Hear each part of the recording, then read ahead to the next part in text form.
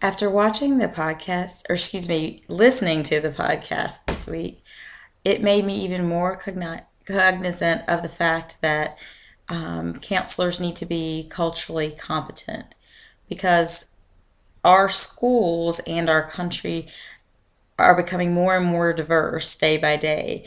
And so there's not a single population that we will be working with. We will be working with people of different races, different colors, different religious backgrounds, cultural backgrounds.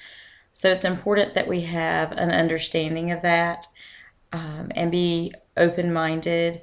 And also, that she made the point that we needed adequate training for working with diverse populations, and that it was important that you have some knowledge of the population that you're working with, and to also consider whether you're the best person to work with that particular group or population.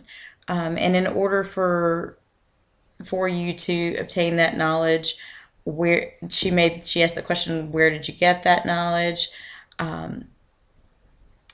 But stressed it was important that you have some knowledge of the population that you're working with and that you pursued knowledge. And I think that drove home the point to me that everything you need to know you don't just learn in college.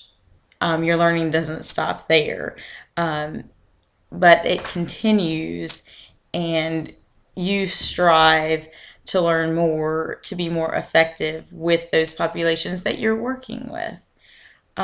She mentioned the phrase browning of America.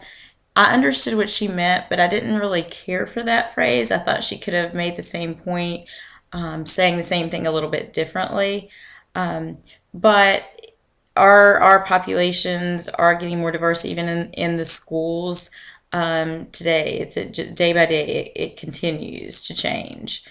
We'll work with people from different skin colors, different religious, cultural backgrounds, diversity, and I think diversity too is not just limited to skin color, but there are people from all different walks of life. She made the point that multiculturalism should be a class on a college campus. I thought it was interesting that some colleges didn't have that, and I was actually surprised. But she said that the multiculturalism component was integrated into several other courses, and that's how the colleges kind of got around it, which would be known, I think of it kind of like as a loophole. But I think that it's good to have a class specifically on multiculturalism, as well as have that integrated into other courses. And I thought it was a good point that it would be helpful for it to be integrated into the practicum too, to give us as counselors experience before actually even graduating. Even though all of our experiences, post graduation, during graduation might be different, but it could be helpful.